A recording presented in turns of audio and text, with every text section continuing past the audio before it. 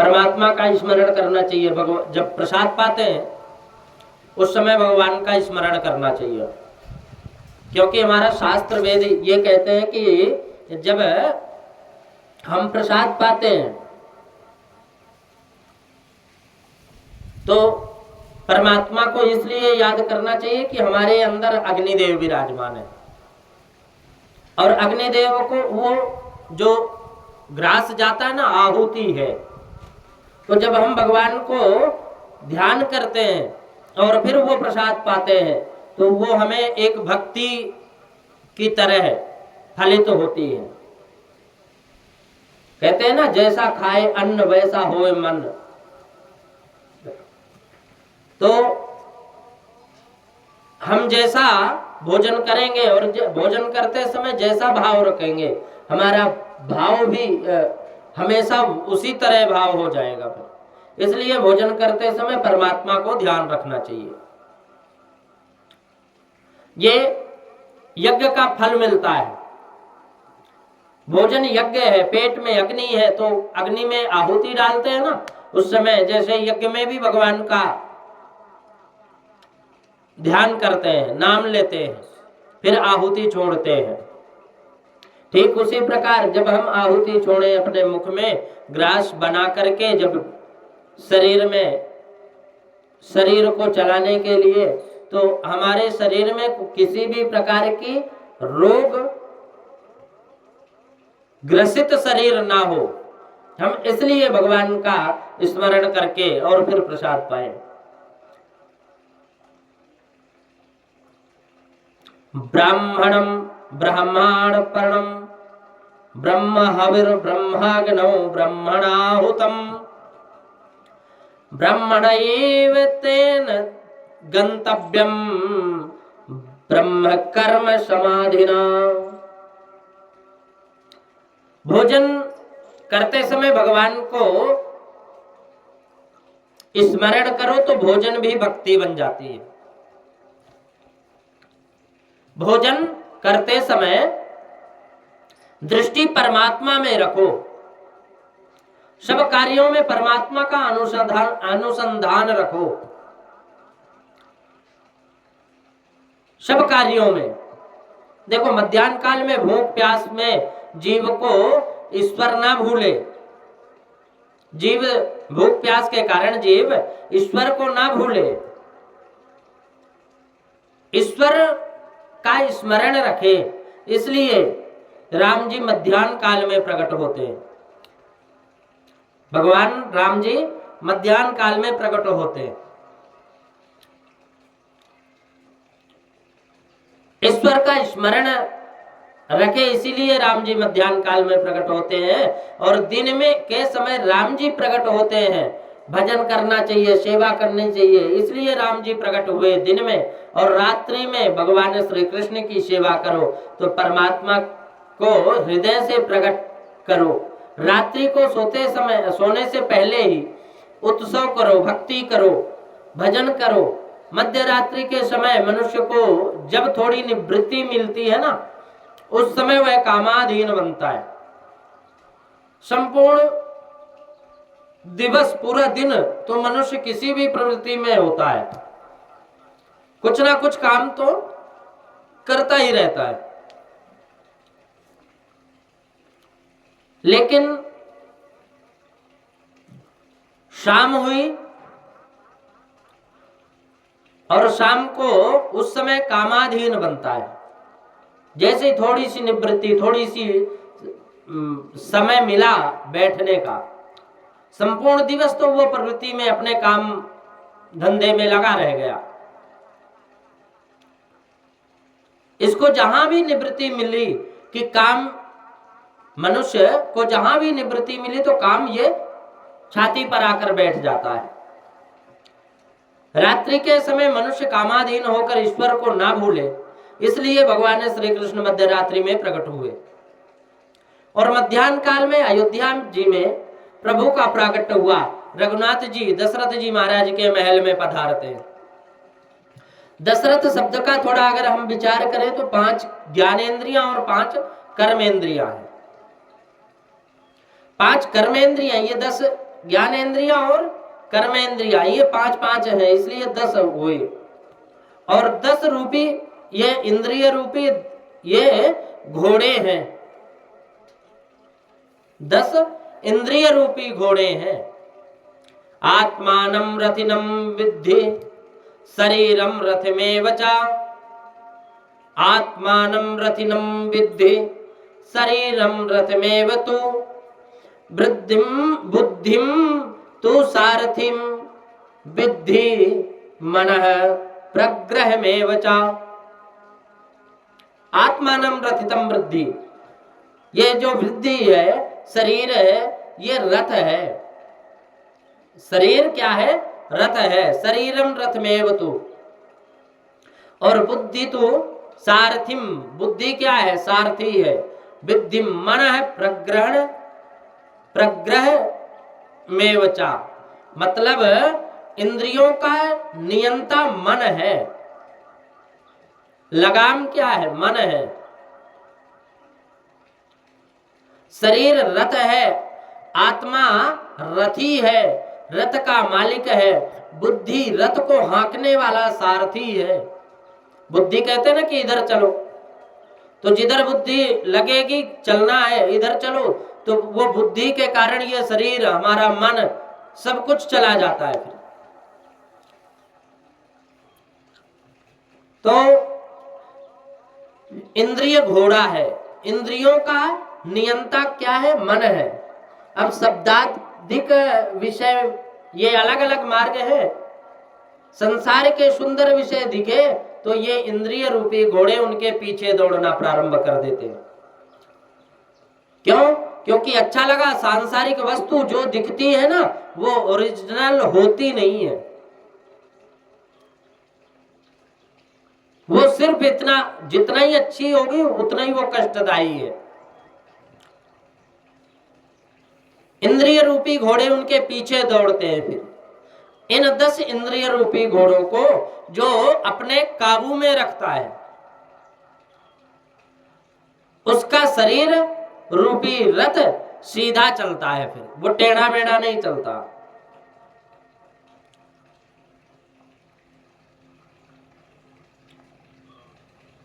तुमको जाना है प्रभु के भगवान के द्वार में, श्री चरणों में। अब भगवान के धाम में चलना है, परंतु रथ तुम्हारा कहाँ जाता है? तुम्हारा इंद्रिय रूपी रथ जो घोड़ा है, तुमको कहाँ लेकर किधर खींच रहा है? तो परमात्मा के चरणों में जाना है। तो हमें भगवान की भक्ति करनी होगी। जो इंद्रियों के अधीन है, जो इंद्रियों को काबू में रखते हैं, जो इंद्रियों के अधीन है, वो भगवान के द्वार तक, भगवान के श्री चरणों में नहीं पहुंच पाएंगे। और जो इंद्रियों को काबू में रखते हैं, वो भजन करके भगवान के श्री चरणारविंद में पहुंच जाएंगे। इसलिए इंद्रियों को काबू करो, अपने मन में रख, उसको मन को काबू करो। मन जिधर कहता उधर मत जाओ। जिधर चलना चाहिए, हमारे शास्त्र कहते हैं, हमारे गुरुजन कहते हैं, उधर चलना चाहिए, उधर जाना चाहिए। ये इंद्रियां ही तो मनुष्य की मित्र हो जाती हैं। और जब हम इनके साथ में चलेंगे ना, तो ये हमारे शत्रु हो जाते हैं। इसलिए आत्मा इंद्रियों का मालिक है, स्वामी है। तुम बोलते हो कि मेरी आंख, मेरे कान, हाथ पैर, तुमको जाना हो वहां तुम्हारी आंख जाती है।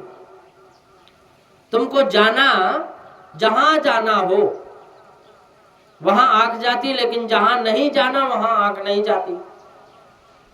इंद्रियां नौकर है, तुम मालिक हो। जो नौकर के अधीन रहता है उसे नौकर बहुत रुलाते हैं फिर।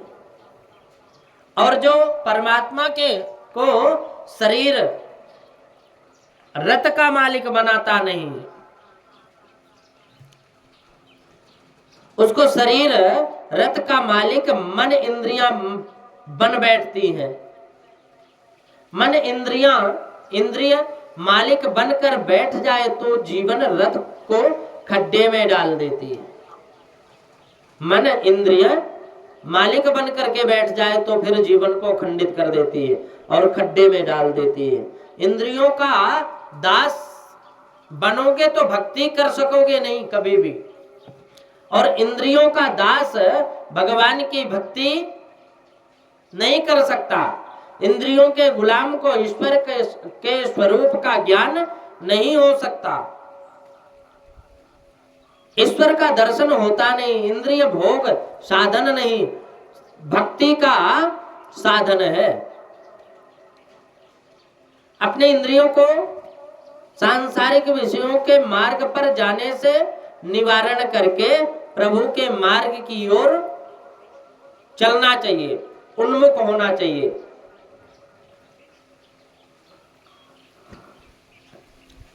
इंद्रियों को भगवत रस को स्वाद चटाओ तो फिर संसार के लगाम विषय रस इनको फीके लगेंगे। और वो स्वाद कैसे? तो वो सत्संग से। प्रभु की रोज प्रार्थना करो भगवान की, मेरे शरीर रथ के ऊपर आप विराजे हैं, मेरे हृदय में आप विराजे हो और मेरे इस शरीर रथ को आप चलाओगे। मेरे इंद्रिय रूपी घोड़े को काबू से बाहर जाने की अपेक्षा अपने मार्ग की ओर अटकाओ।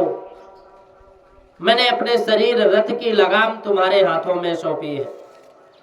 इंद्रियों पर अधिकार भगवान का है, इंद्रियों का अधिकार रखो। मेरा लक्ष्य, मेरा रथ बिंदु तक पहुंचाओ जहां तक मेरा लक्ष्य है। और लक्ष्य क्या है? मानव शरीर का लक्ष्य है भगवान के श्री चरणों में सेवित होना, सेवा करना। प्रभु का शरण ग्रहण करने वाले का जीवन रमण सुधरता, जीवन मरण सुधरता है।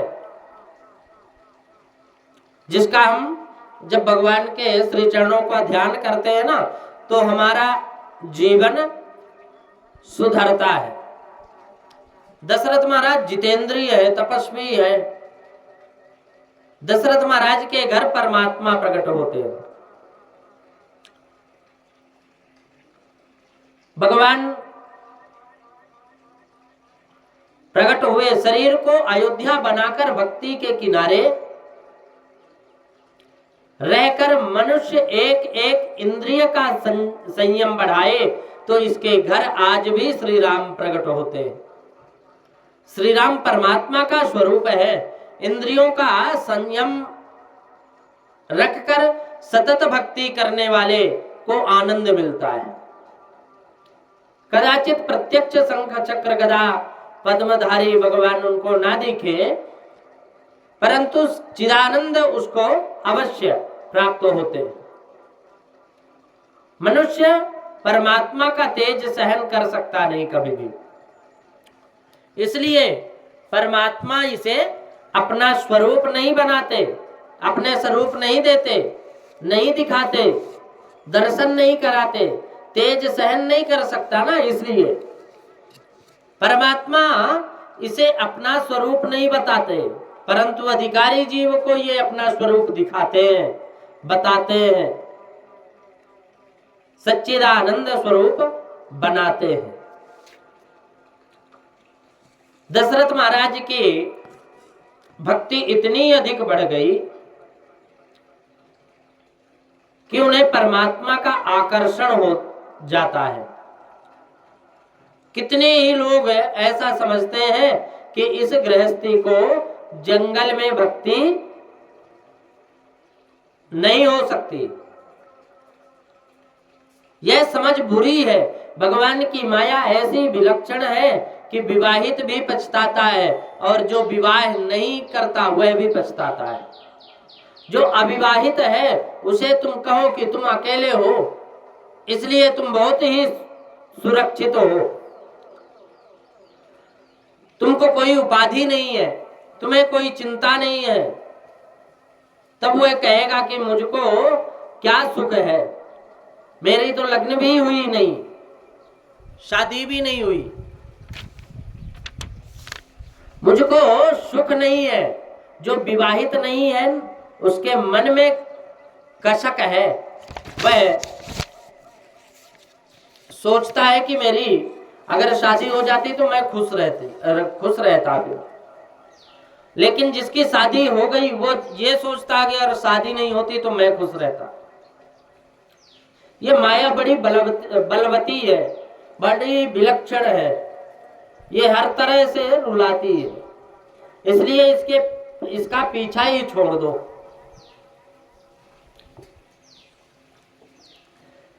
विवाहित से तुम कहो कि तुम सुखी हो, तुम्हें बहुत शांति है, तो वह कहेगा कि यह तो ठीक ही है, संसार जिस किसी प्रकार का पूरा करना है मेरे भाई, ये छोकरे कैसे, ये सब मैं जानता हूं, संसार में दुख है और दुख ही दुख है संसार में।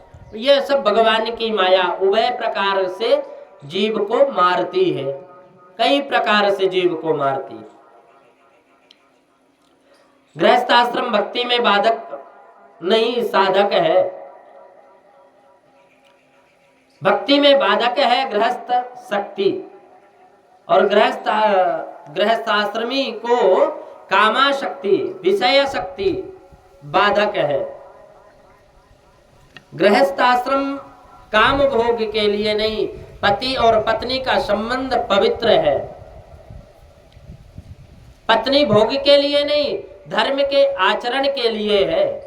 स धर्म चरणाय, इसी से तो उसको धर्म पत्नी कहते हैं। अकेला पुरुष अथवा अकेली स्त्री धर्म मार्ग में आगे नहीं बढ़ सकते। अकेला नाविक या अकेले नाव सागर पार नहीं कर सकती। दोनों साथ हो तो सागर को पार एक दूसरे के साथ आवश्यकता अनुसार वो चलते रहेंगे तो पार हो जाएंगे। पुरुष में विवेक होता और स्त्री में स्नेह विशेष होता है। पुरुष में विवेक होती, बुद्धि होती है, सहनशीलता देखो, स्नेह देखो, हर एक ही व्यक्ति में नहीं रहेगा, अलग अलग रहेगा। इसलिए विवेक और स्नेह एक संग मिले तो भक्ति प्रकट होती है। पत्नी का संग काम संग नहीं है, सत्संग है, और सत्संग से गृहस्थ आश्रम सफल होता है। सत्संग से मन शुद्ध होता है। गृहस्थ आश्रम में पति पत्नी रोज सत्संग करें, एकांत में बैठकर पवित्र ग्रंथ का वाचन करें। पति पत्नी रोज एकांत में सत्संग बैठकर ग्रंथों का वाचन करें, थोड़ा श्री राम स्मरण करें, श्री कृष्ण भगवान का कीर्तन करें, तो योगिनियों को जो आनंद समाधि में मिलता है ना, वह आनंद गृहस्थ को घर में मिल सकता है। शास्त्र में गृहस्थ आश्रम का बहुत बखान किया है। महात्मा तो यहां तक कहते हैं कि गृहस्थ आश्रमी का आनंद अनेक बार योगियों के आनंद से भी श्रेष्ठ है। घर छोड़ने वाले को ही भगवान मिलते हैं ऐसा नहीं है। घर में रहकर जो पवित्र और सदाचारी जीवन व्यतीत करे, वह तो घर में रहकर भी भगवान उसको मिल जाते हैं। विकारों के वश में ना रहते हुए जो घर में रहे, तो भक्ति में साधक वो बाधक नहीं होता, वो साधक साधना प्राप्त करता है। 6 शत्रु है, 6 विकार है, अर्थात काम, मोक्ष, लोभ, मोह, मद और मत्सर जीत लिए हैं। इन चीजों को जिसने जीत लिया, चाहे वो एक गृहस्थ आश्रमी हो अथवा वो वन में रहने वाला हो, सब एक समान है जिसने ये जीत लिए काम, क्रोध, मद, मोह, लोभ, मत्सर। चूंकि जीवन के शत्रु तो यही है। जिसके मन में विकार है, जिसके मन में विकार है, राग है, द्वेष है, काम है, वह वन में जाएगा तो ये विकार वहां भी उसको त्रास देंगे। वने पिदोषा प्रभवन्ति रागिणाम गृहेषु पंचेन्द्रिय निग्रहस्तपः आकुस्सिते कर्मणि यः प्रवर्तते निवृत्तिकारस्य गृहं तपोवनम्। निवृत्ति जिसमें है, जिसके विकार है, राग है, द्वेष है, अपनी इंद्रिय पर जिसका पूर्ण अधिकार है, भोग में जिसको आसक्ति नहीं है, जो संयम से रहता है, स्वधर्म का जो पालन करता है,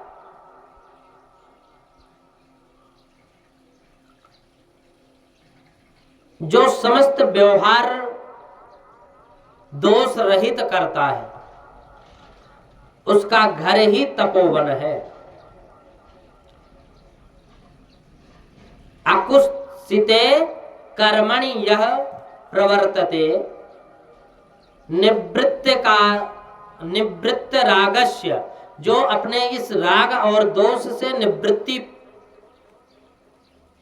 से दूर है, उसका गृहम तपोवनम, उसका घर तपोवन से कम नहीं है, उसका घर ही तपोवन बनता है। किसका? बनेपि दोषा प्रभवन्ति रागिणाम, जिसमें राग, द्वेष, काम ये विकार है ही नहीं, और जिसमें है वो फिर चाहे जंगल में बैठे, चाहे कहीं भी बैठे, उसको कोई हिमालय में चला जाए, वहां भी करे, लेकिन जब तक ये दोष नहीं हटेंगे, नहीं जाएंगे, तब तक वह कुछ भी नहीं कर सकता। इसलिए कहते हैं कि वनेपि दोषाः प्रभवन्ति रागिणाम गृहेषु पंचेन्द्रिय निग्रहस्तपः अकुस्थिते कर्मणि यः प्रवर्तते निवृत्त रागस्य गृहं तपोवनम्। जो निवृत्ति है, राग, द्वेष, मद, मोह, अहंकार, इन सब से जिसको निवृत्ति मिली है, जो इन सबको छोड़ चुका है, फिर उसका प्रवर्तते निवृत्त रागस्य, जिसका ये